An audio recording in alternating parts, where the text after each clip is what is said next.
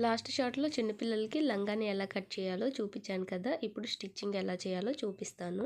Blouse పీస్‌ని మిడిల్‌లోకి cut చేసినప్పుడు ఇలా డిజైన్ వచ్చినప్పుడు ఒక ఫ్లవర్ ఏమో కిందికొచ్చినట్టు ఉంటుంది. ఇంకొక ఫ్లవర్ ఏమో పైకొచ్చినట్టు ఉంటుంది. అలా కాకుండా 2 ఫ్లవర్స్ పైకొచ్చేలాగా ఫ్రంట్, బ్యాక్ రెండిటికి ఫ్లవర్స్ అనేది పైకొచ్చేలాగా ఇలా క్లాత్‌ని అడ్జస్ట్ చేసుకోవాలి.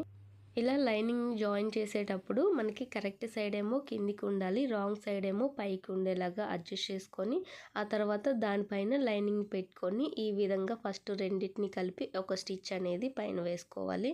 ఇలా స్టిచ్ చేసుకునేటప్పుడు మనం నార్మల్ స్టిచ్ అంటే లూజ్ స్టిచ్ వేసుకుంటే సరిపోతుంది. మనకి స్టిచ్చింగ్ అనేది ఫాస్ట్‌గా చేసుకోవచ్చు.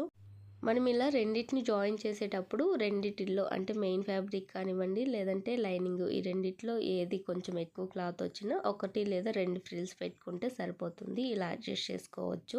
రెండిట్లో ఏది ఎక్కువ వచ్చినా ప్రాబ్లమ్ ఏమీ ఉండదు.